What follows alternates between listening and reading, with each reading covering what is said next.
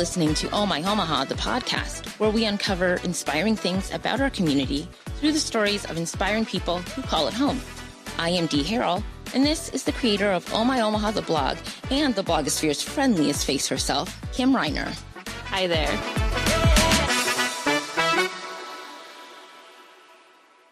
What up, Kim? Hey, how's it going? It's going. Exactly. Just get back into town. You were out of town, right? I was. I did a quick overnight trip to Sioux Falls. It's cool. Like, I don't usually get too many writing assignments, and I had a writing assignment, so I got to travel a bit for it. That's nice. You get to put, because like, when did you write your book? Like 2017. I think it came out in 2017. Yeah. So it's been. I mean, you write your blog. Right. It's not like you haven't the written, book. but well, like, it took so long to write, or it felt like it took for so long, as you can probably relate. But like, yes, I don't. Let's not talk about that deadline. It's going to be done soon. Good. It's just the canned answer that I have for everybody. Soon. Yeah. Right. I got so many things that keep piling on top of it. I have to learn other things before I finish the book, so I can keep on adding. It's going to be like a Stephen King. Just like 10 novellas. Do a volume 2. Do a volume 2. Get it done. All right. I'm going to need somebody to lock me into a room and make me type. Were you around last week in the parking lot? And Jill, our guest from last week, asked me if I was doing a second book. I'm like, yes. And I was like running away because I was running late, as not usual. No. And I was like, yeah, you should. That was it. That was my contribution to that conversation. Unrelated to what we were going to talk about. Yeah. I did have an idea of maybe a second book, but similar, but like Lost Concert Halls of Omaha, where because you guys were talking about going to all these cool shows, and I remember going to like Ranch Bowl at the very end, and like I bet you have some great stories of SoCal Underground. We keep bringing up SoCal Underground. I swear. So it's like I could lose 10 pounds if I had like an event and there's like, what concert's playing? I'm just going to go to the Underground and like sweat like 10, 15 pounds and then go to the event and be good. Well, great. That's awesome. So I was thinking about that. I'm like, that might be if I ever. There's a lot of Undergrounds, which is kind of appropriate. Right. But a lot of great stories. So that's cool. Maybe. I think that everybody. I'm going to hold you to it. Okay. So you can hold me to finishing my first. Wow. But like, okay, so the research that you have to do on that, right? You're a big researcher. I like it because, I worked at a newspaper and I just loved being able to find the nuggets of information that I needed. Like, I'm just very methodical about what I need to include and then how to find it.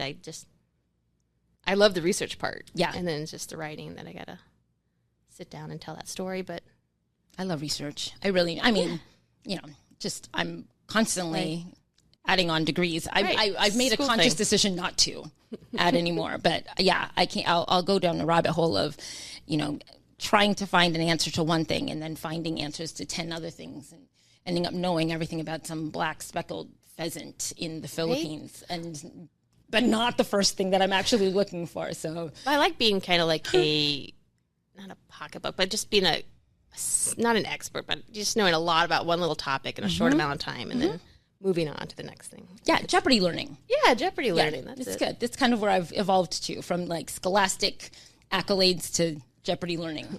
I'm going to be on Jeopardy one day. Are you? Yeah. I'm too slow for that. Oh, I'd love it. If it was about music and pop culture, lyrics and like phrases from movies, I'd win. I'd be like that 4-time winner champion series situation. Right, the host now or whatever. Yeah. Mm-hmm. Okay. But like lifelong learning. It's kind of our segue today. Right. Yeah, for our guest today. Exactly. Yeah. Do you want to? Yeah, we're changing it up a bit because everyone really enjoyed me reading the last bio, I'm sure. Make them cry.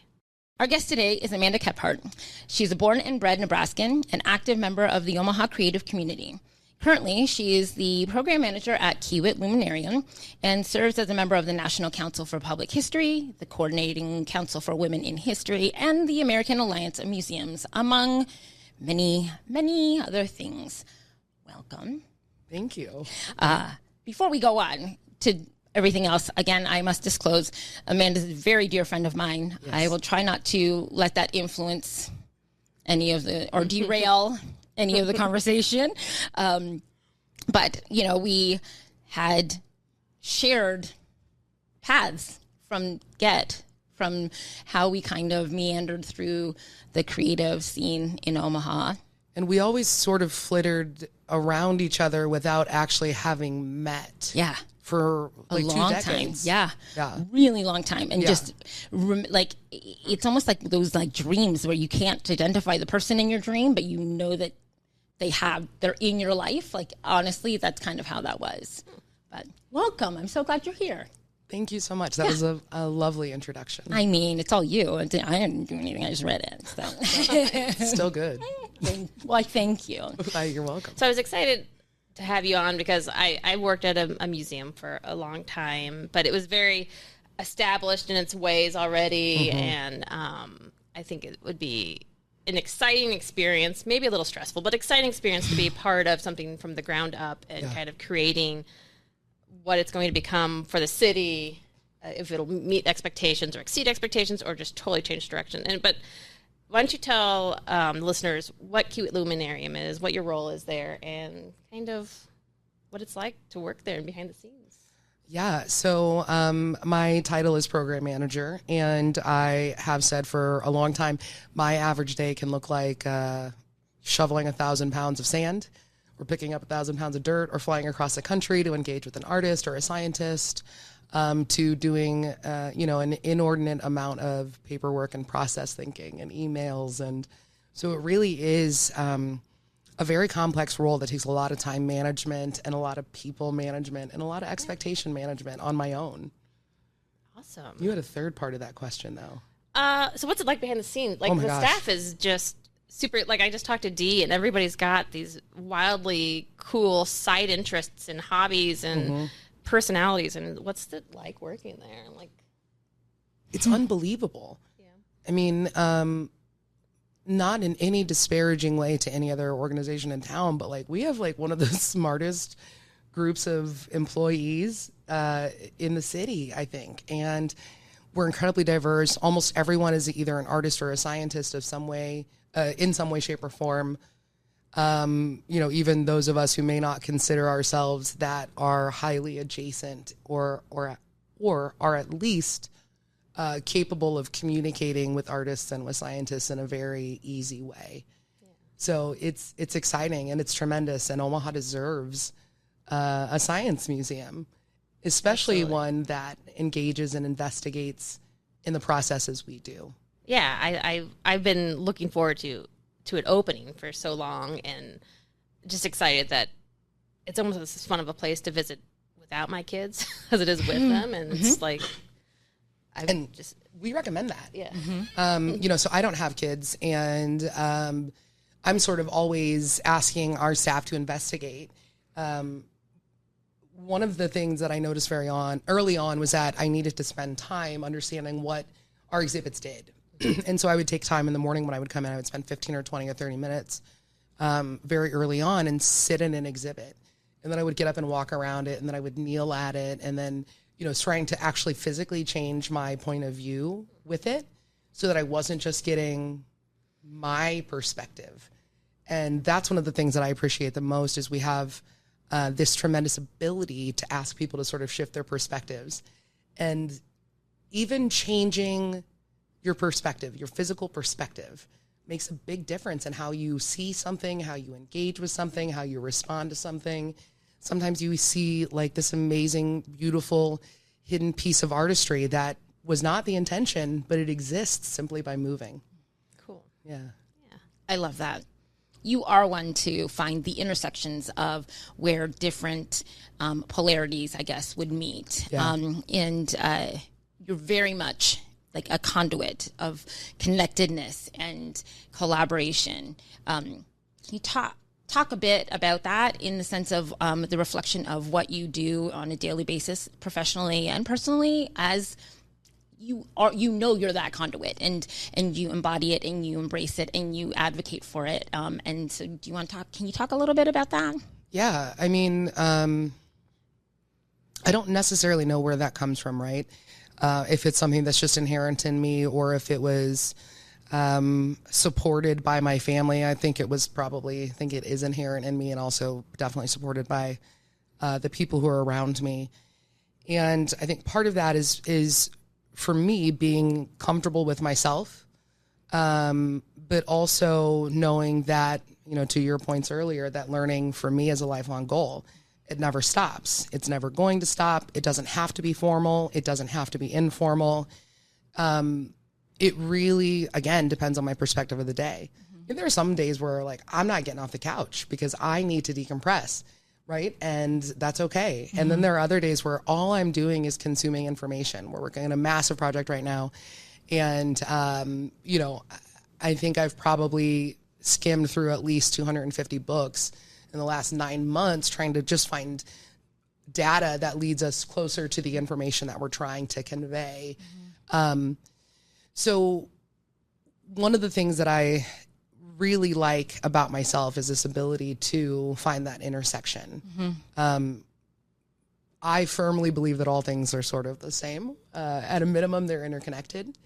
You know, I think a really easy way to sort of talk about it is, if we look historically at what artists do, I mean, take a look at somebody like Leonardo da Vinci, right? So you've got this person who's a household name, even now 600 years after they were around. And it's not as if he was producing everything in a silo. It's not as if this dude was locked in a room, you know, getting his own supplies, making his own canvases, sourcing his own marble, like all this stuff. Like, no. There were a team of individuals that were working for and with him in order to do that.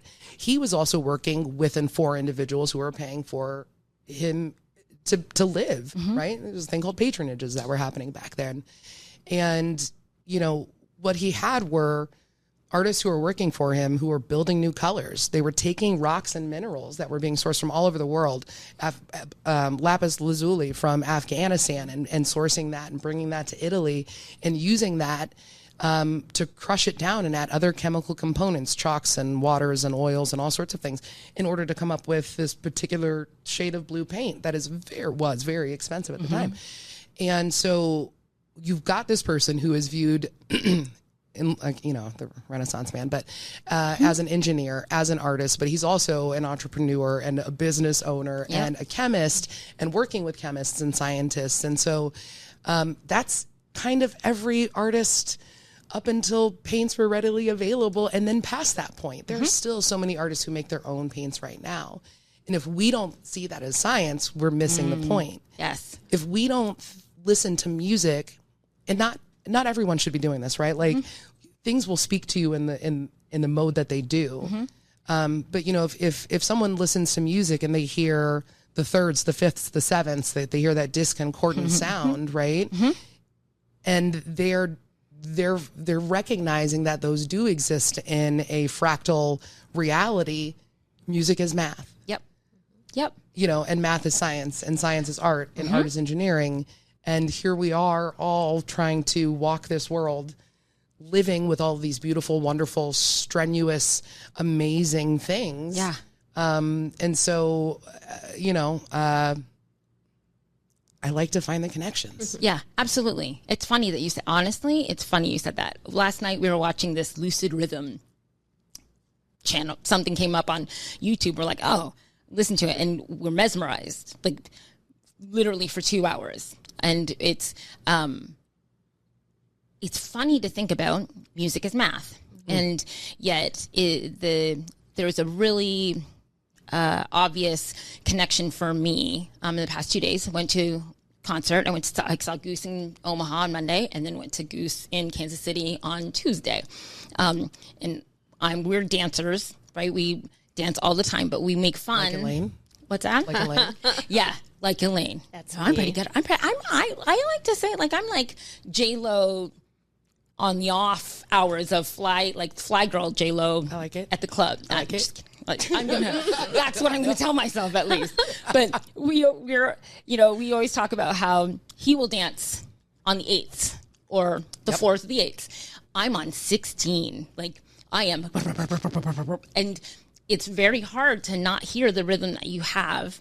Like you said, like you would feel it. It's really difficult to bring it down and to slow that whole situation. But it's something you don't really realize is happening in the sense of living, breathing the steam of the world around us, right? It is all, instead of compartmentalizing them, see how everything is connected. I mean, it's really crazy when you sort of start to think about like just even music from the last 100 years, like how far we've come from primarily existing in 3/4 and 4/4 time, right? Waltz time signatures, to like really funky time signatures coming out of the 60s and 70s and 80s, and how dance has changed so much, right? And how much I hate to say like world music, but like how we're seeing this sort of resurgence of world music being popular in all popular music across all cultures right now.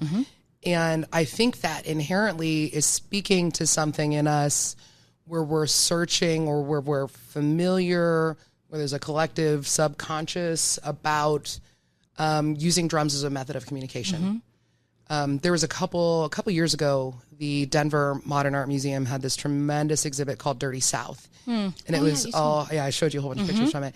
And it was all centered around Black music and Black culture, specifically coming out of the South.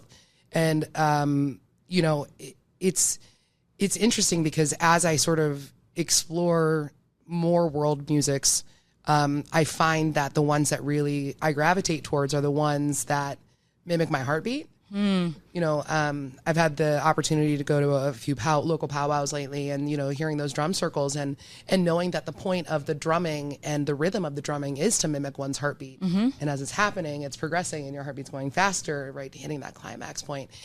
Like, it's just remarkable what our bodies and minds do, what our digits allow us to do, how they allow us to create. Yeah. I went to, in Bentonville, Arkansas at, like Crystal Bridges. It's an amazing museum, but we went there in the winter and they had an outdoor exhibit, and it was very interactive. And I think the most soothing part of one of the exhibits was like, it was a light set up in the forest, all these lights, and if you put your finger on the scanner, it would beat to your heart rhythm. But people all around could do it to their heart rhythm too. So like it was fascinating to see like this rhythmic, just everybody was taking part in it, and I don't know how to explain it, but that was an interesting visual, and I think you could hear it too, if I remember right. It was all senses. Yeah. It was cool. The heart. Yeah. It just reminded me of that. Well, it's kind of like Luminarium, to be honest. When when you talk about how immersive it is and changing one's physical perspective, it's quite brilliant in the way that the light and the textures and the architecture and the thoughtfulness in how lights bounce off parts of the building, or the sound, the colors, it's like of the walls, of the eyesight of each height of person that is going to visit there. There's so much thought in it, and it does change there is just a change in perspective with 360.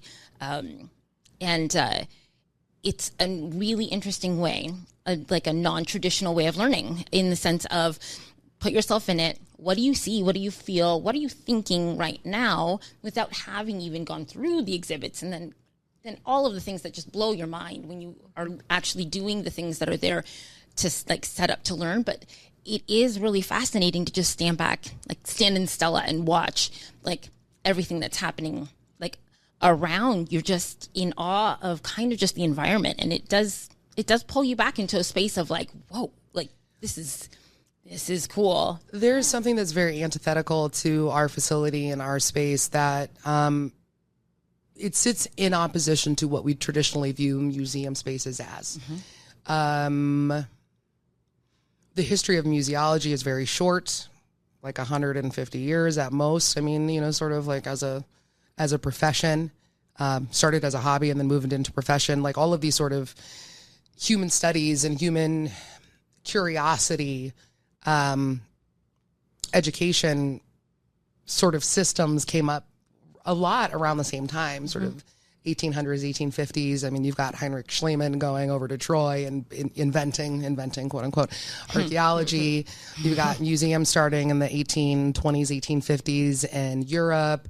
There's just a lot of investigation into human beings, right? And like sort of, where do we come from? What do we do? What's all this stuff? So, you walk into a lot of, if you think about your typical science museum, you think frequently like, oh yeah, there's formulas on the wall, and there's going to be a lot of racks, and they're going to tell me where the rack came from. And, it feels sort of, they feel sort of hands off, like a lot of dioramas behind glass and, replicated bones that are behind a stanchion that you can't touch, right? Like all of these things. It's a lot of look and don't touch. That's a lot of what the foundation of museums were for a long time.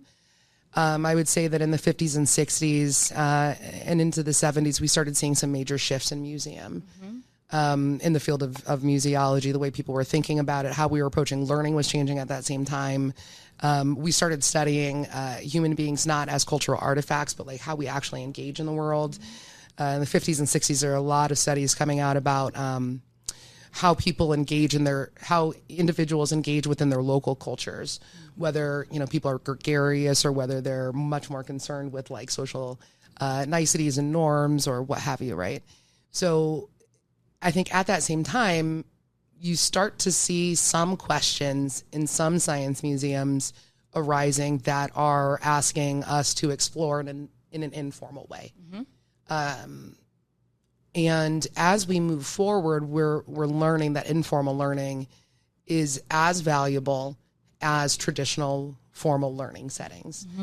We don't have the answers on our exhibits, because what we really want you to do is have a conversation. We want our exhibit to prompt a question within you. Earlier, Dee, when you were saying that you sort of go down rabbit holes, and then all of a sudden you know about a pheasant from the Philippines and you know nothing about the first topic, right? Like that's totally okay, because what you did was you asked a whole bunch of questions and you fed your curiosity. Yeah. And so like we exist in a place very much where we try to emulate that, and we try to simulate that. That's great. Great answer. Yeah. Thanks. Thinking as a historian, let's bring it to Omaha. So you and I have talked a little bit about Omaha history. I got one of my bachelor's with concentration in history here in Omaha. And then I got my first one in Savannah, Georgia, which was really really cool to learn American history in Deep South. But Was it? It was, yes, in the sense of eye-opening and very informative and very immersive to be able to physically go to some of those places. go to them and feel it. It's a lot. Yeah. But I was trying to tell Kim a bit about this, is that Omaha's got an amazing history, particularly in the materials and artifacts, and because it is like such a through point. Lewis and Clark, on the exploration of the nation, it's such a through point in so many. I mean, we have the very first log cabin is here in Bellevue, right? And you're just like, whoa, that little thing, I've been there, didn't know it was the very first one in the nation. Pretty cool, right? There's just so many things about that's so rich here. Do you find it for somebody who is so engaged in making a difference in the culture and the makeup of our community, is there a struggle between the preservation of what we were to the exploration and investigation, making an advocate for that, because there's so much change happening, and you were really, really in it. And I know you're involved in so many community things. I just am interested in the, I guess, like the internal struggle of that. Sometimes it's hard when you really, it's as super a history, hard. Is there, does Omaha exist, in my opinion, does Omaha exist in two minds when it comes to preservation and growth? Yes. Is that anything new? No. Omaha's been existing in that mindset for a long time. And I think that comes from sort of us being a liminal space, right? We're on the river. We've always been a depot, people coming from the east, going south to Kansas City, going west to Colorado or California during the gold rush. But even before then, the place that Omaha sits now was home to multiple indigenous communities, right? This was a common, I don't know that shared is the correct word, but this was a common location for multiple indigenous groupings to be, right? because of the proximity to the water and a whole slew of reasons that I am completely uneducated to talk about. But Omaha as a hub and how it moves forward is interesting to think about. I've had the privilege to be working with people from the coasts, and it's sort of it feels odd to still sometimes remind them that, like, we're not flyover country. Yeah. You know, it's not just Chicago and then the coasts, right? Like Omaha exists and is a tremendous community. Mm-hmm. The entire metropolitan area is, right?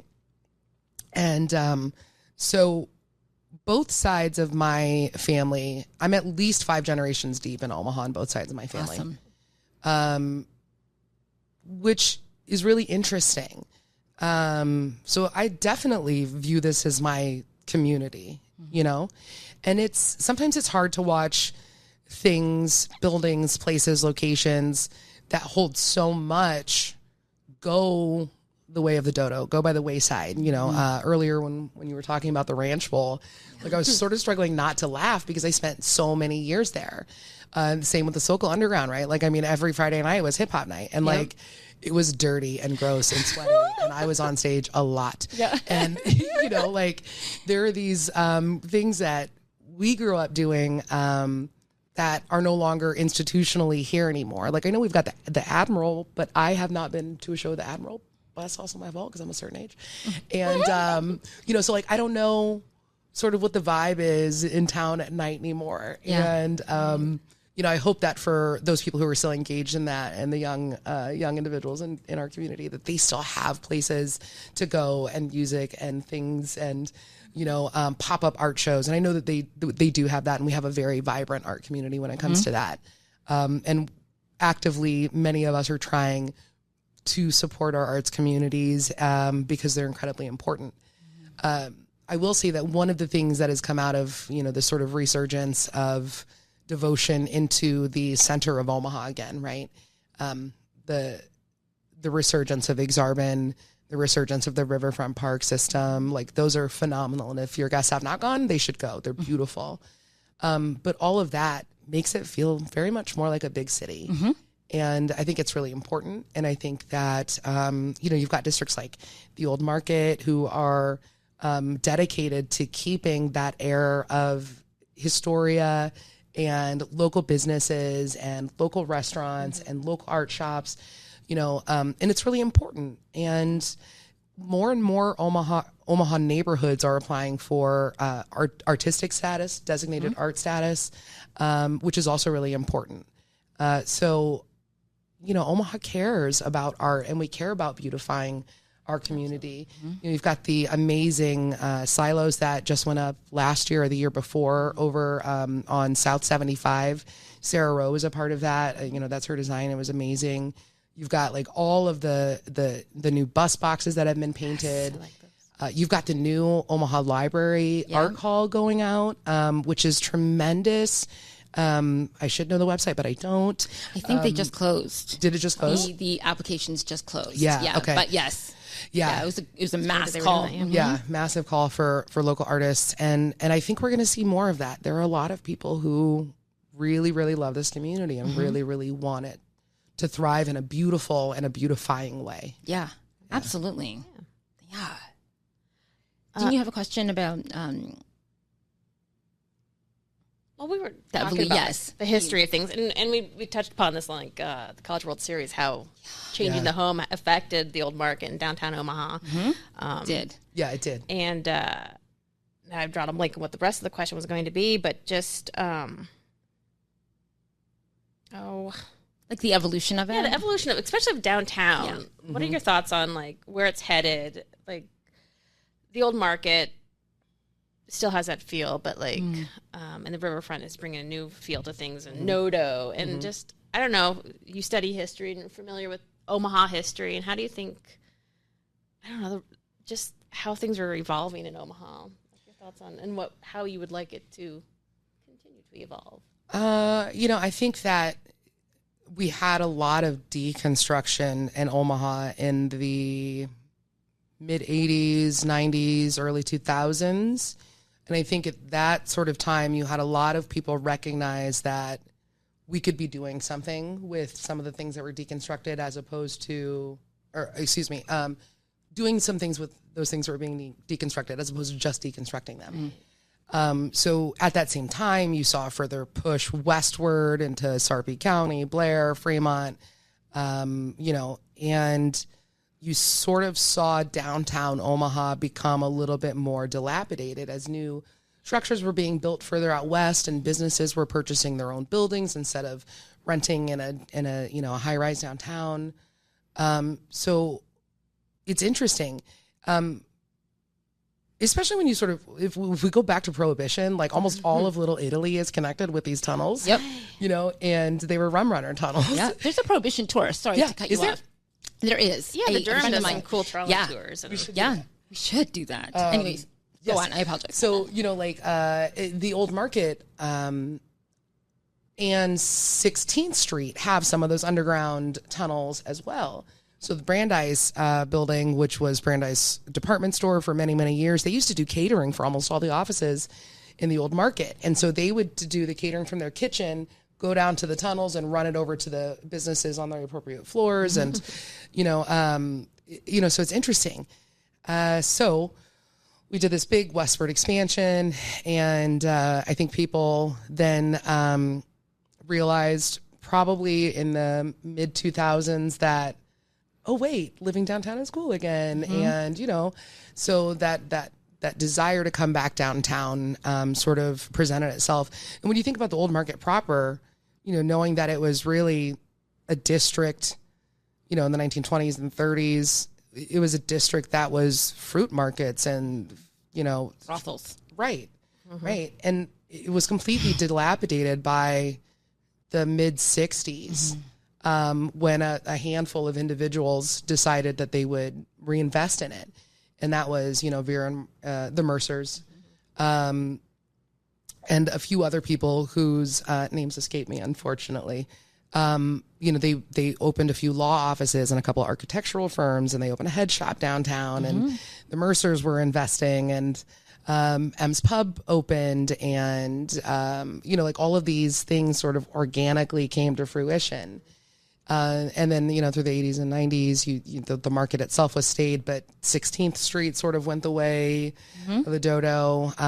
All the restaurants that were there closed. King Fong's closed, which, did you ever go to King Fong's? I didn't. I wrote a book on restaurants that have closed. Yeah. And so I had all these awesome pictures, and I was so hoping to be able to, somehow weasel my way into, peeking in there. Yeah. And I never got to.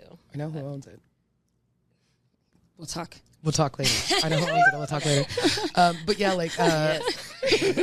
King Fong's was one of the, oh my God, it was so beautiful. These inlay lacquered tables and chandeliers and private rooms. And it was a huge hubbub for the Chinese American community in Omaha in the 30s and 40s too, I've seen some of the pictures from inside at that time. It just feels like it looked really cool. Yeah.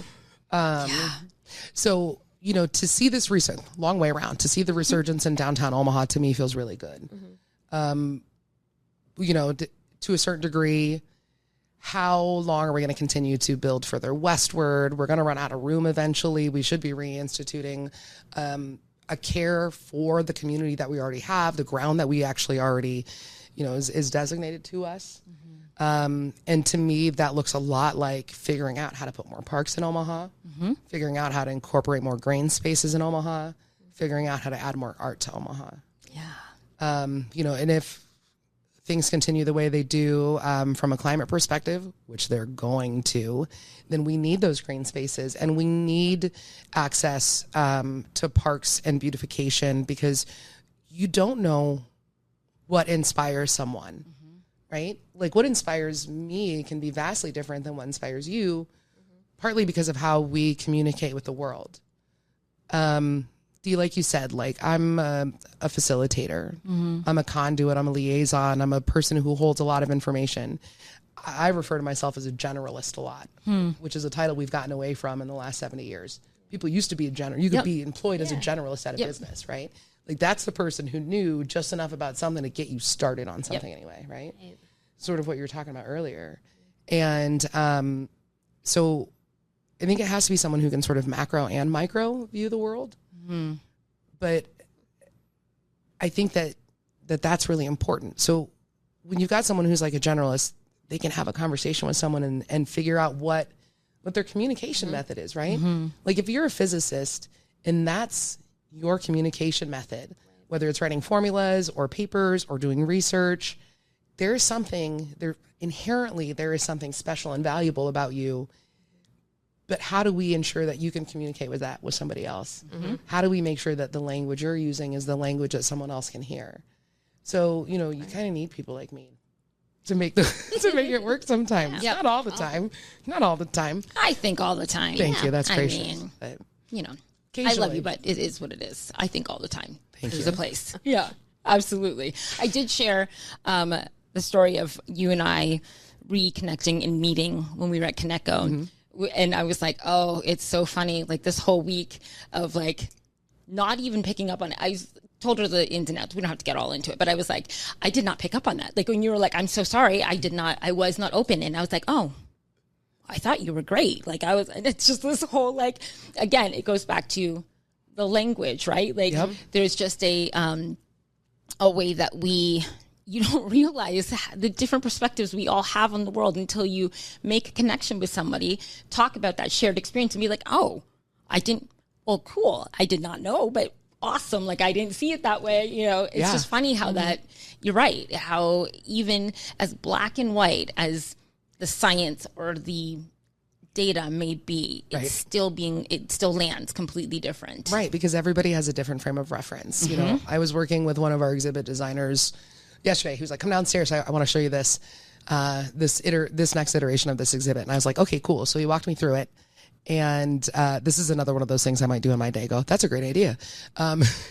So he walked me through it and I said, oh my God, we're thinking about this from two totally different starting points. I had anticipated that we were starting at point A. He had anticipated we were starting at point Z. And both of us had thought about it in the opposite way. So here's this exhibit that we're both working on. We have been working on. We're doing all of this, research and prototyping and building and, iteration on it. And we've talked about it a dozen times, at least, with each other in large group settings. And we totally, it's just two ships passing in the night in that moment, and I went, we totally communicated in very different ways, even though we both heard what each other was saying. It's just so interesting how our minds operate and what we expect to happen. And I think that's, to me, part of the process, part of the journey, part of the reason why we get to walk here is to help build these human connections with each other. Because the world is infinitely softer and better when you have human connection. Yeah. And, for me, it's learning, but, fun is good too. Yeah. Well, let's talk about fun. Yeah. I know what you like to do for fun. Why don't you tell us some weekly things that you like to do for fun, Amanda? So, I grew up as a gamer. I was born in the 80s. And, my mom always really supported my gaming habit. So, I had an NES when they first came out, and I had a Sega, and, proceeded to the PS and PS2 and had a computer very early on. And, but also grew up in a family with old school games, card games, board games, Monopoly. My mom and stepdad used to have people over on Friday nights for the fights. And when there wasn't a fight happening, boxing, they would be playing Monopoly or spades or dominoes. And, just sort of growing up in that environment where having that type of interaction was always happening, right? Where you're always sort of calculating something. You're always like, what's the next move? But how do you have fun with it? All those things. And so my husband and I got me into Magic the Gathering during COVID. And he convinced me by saying, yeah, but it's the most it's the most mathematically complex game to play. And I was like, all right, well, tell me more.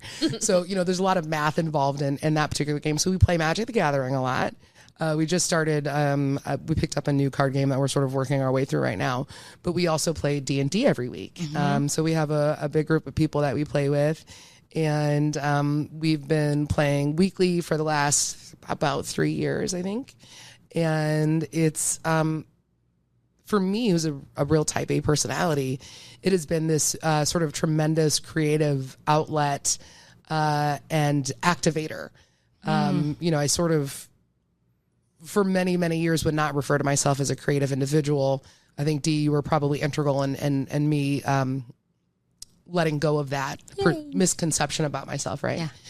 And so I think D&D also really helped with that flourishing, which is really interesting. Yeah, we talked about, so my son is about a year into his D&D obsession of like, he learned, like he went to summer camp for a week and he came back and he had learned what this new game was and he wanted so much for us to be a part of it. And we're like, I've never done this. And then he wanted to get his friends involved. And so, I asked you like, how do I like find his, cause he's 14. So he's not, there are older group, teens that are doing it, and then there are some younger kids, but it was hard to find his people still. And so you had some great suggestions in like a store I hadn't even heard of that's near our house.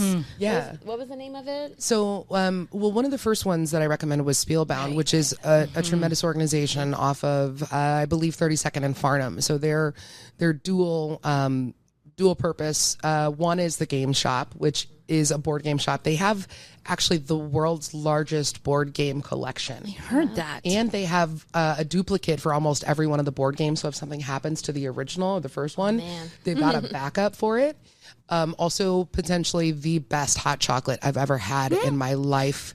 I got there. I just got goosebumps thinking about it. And that's a tremendous shop. And they're really focused on board games.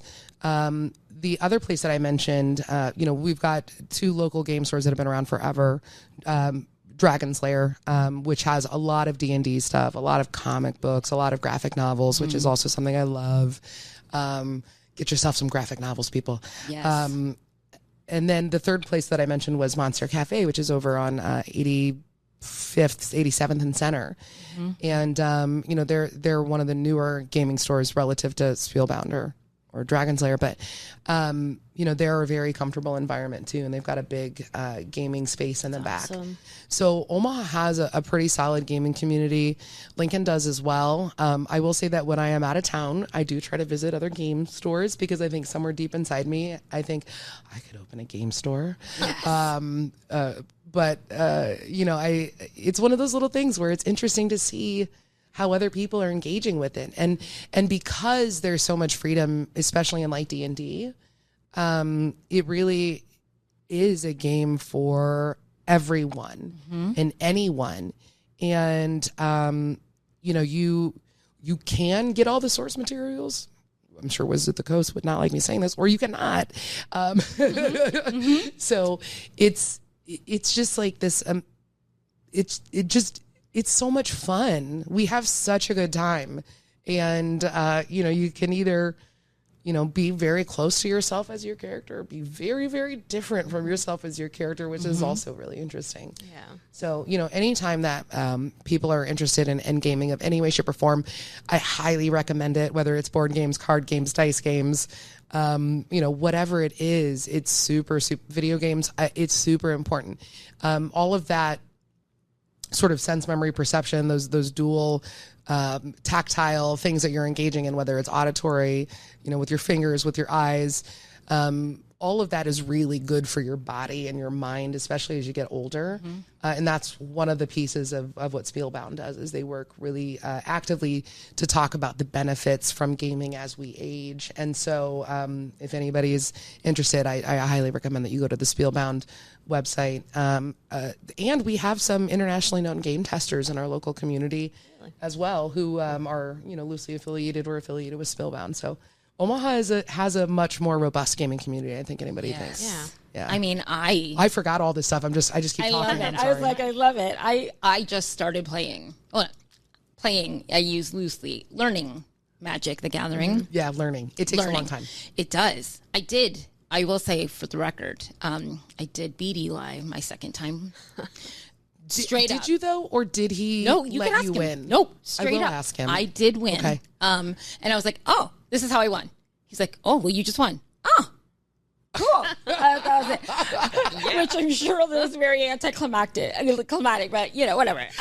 But it's so funny. I wanted to play for a really long time, and I'm so intrigued by the design of the game in the sense of the different land cards. The different cards and the different, and then when you can use them, and the hierarchy of play, right? Like you cannot play this on this, and you can hear, but you can't hear it. All of those like these little things, and what was cool was when he was teaching me, I was like, wow. How do you know all, like my brain, and I know a lot, but I'm like listening to it. I'm like, wow, it's a lot to take in. And then I'm like, ooh, the art alone is so beautiful. The illustrations and the colors that are chosen for each of the cards. So it's super cool. I really, really want to keep playing, but I love it. I love it too. And I think for those who are in the know, for the MTG and the CDH players, I prefer pre-con decks. My husband and some of the people we play with are constantly modifying their decks and adding and taking things out. I do just fine with pre-cons. And there is frequently, unlike the win that you experience with Eli, frequently there's like 3 minutes of silence while one of us is trying to figure out if we have enough hit points to take everybody else who's playing out. So you're doing all this math. You're like, okay, so this card is going to deal this number of damage, and this person has X number, this person has X number, this person has X number. Do I need to take out, which player do I need to take out first, or can I take out one and the third? I mean, like it becomes this like, it's like 3D chess with yourself in your own head in like that win moment, But the art is phenomenal and the storytelling is phenomenal. Yeah. And that's where it really mirrors a lot of other role-playing games, right?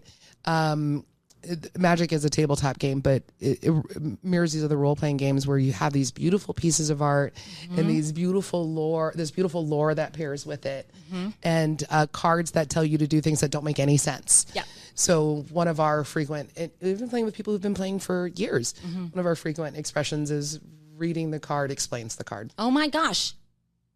You can talk to him about that too, because he's like, just read the card. Doesn't matter sometimes.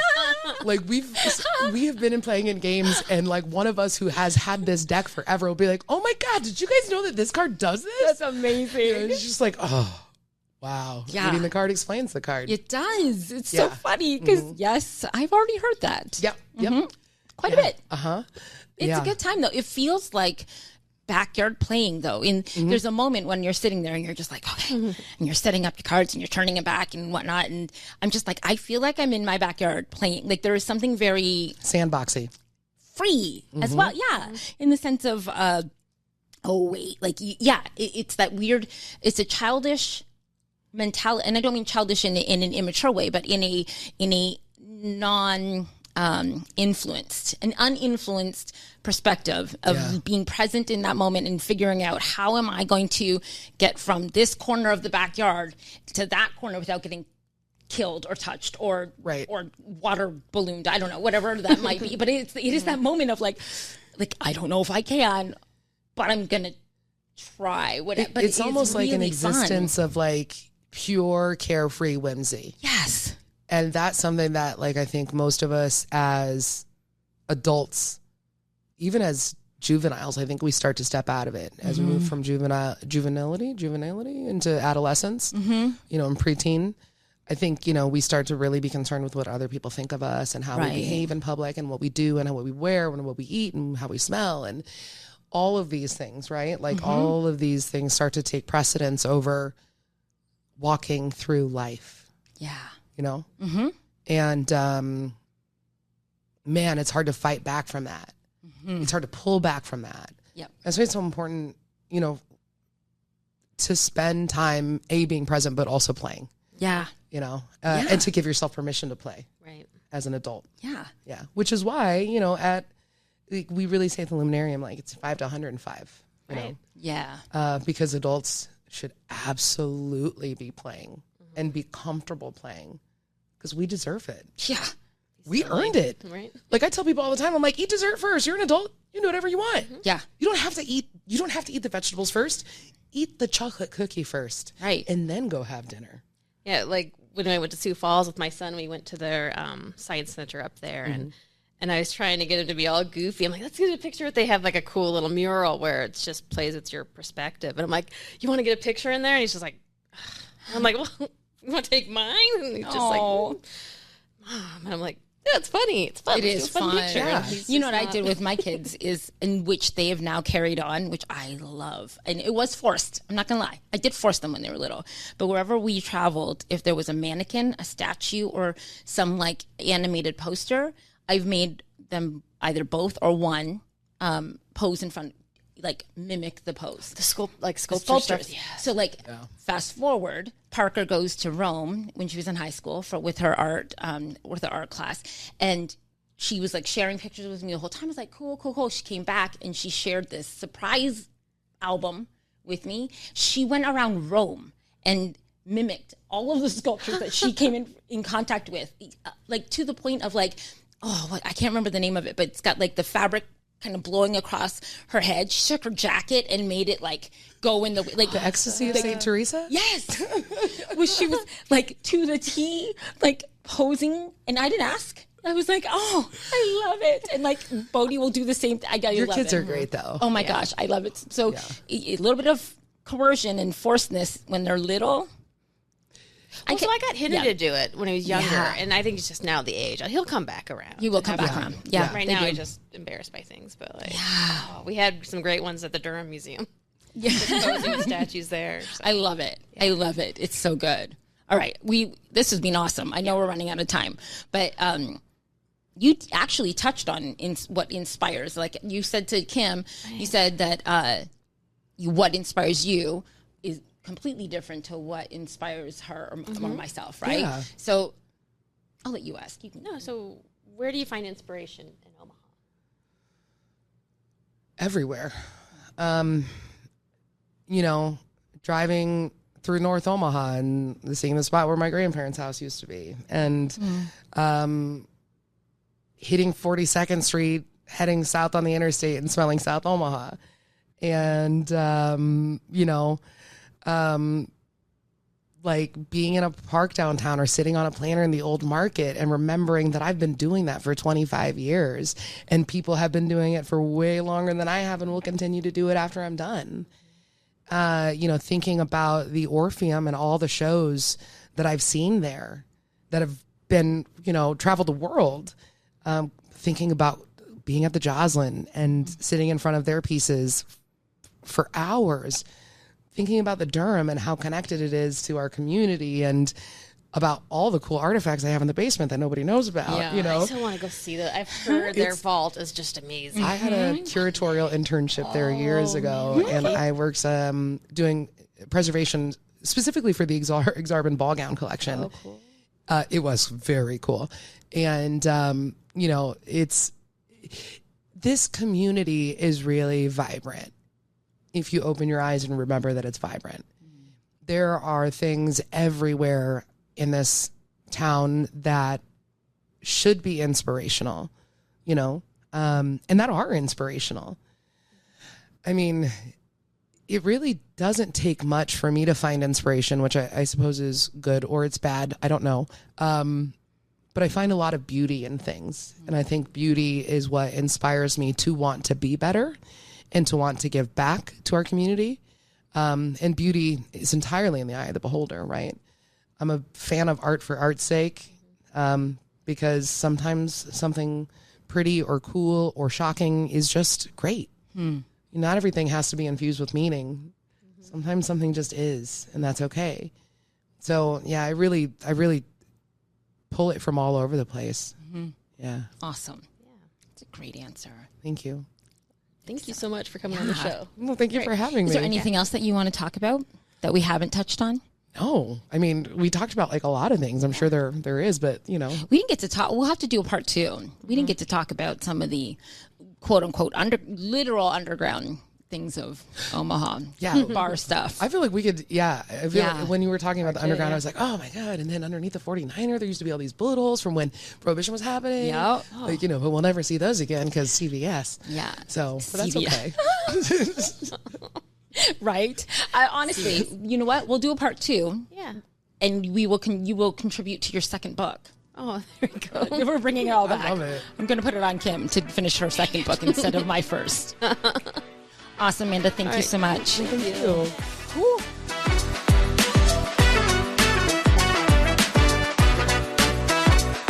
Thanks for listening to Oh My Omaha, the podcast. We want to thank our guest, Hurrdat Media, all of you for your support, and the Omaha community at large. So from Dee and I, keep on exploring.